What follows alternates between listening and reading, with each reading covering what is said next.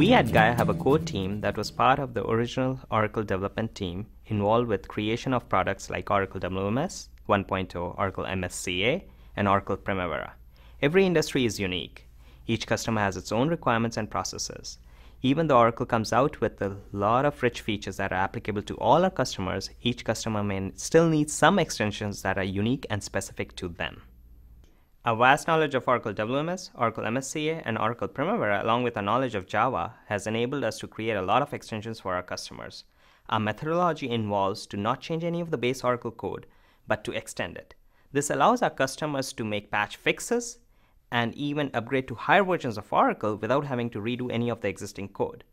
This has saved our customers a lot of time, cost, and money in the long run.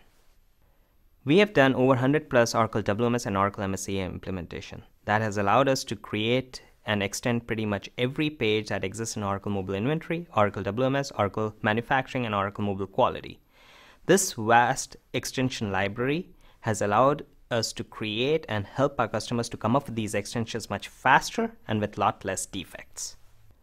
We not only do extensions, but also expand on the Oracle product. We created Blue Marble, which was a wave planning and simulation tool, even prior to the release of Oracle Wave Planning Solution with Oracle WMS 12.0.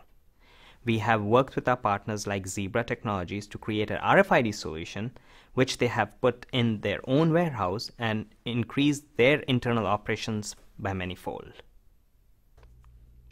We recently created a new module for offline cycle counting. It's an HTML5 browser-based module that works on any mobile device that supports HTML5 web browsing. For example, an iPhone, an iPad, or any Android-based phone as well. Here is an example of what that lets you do.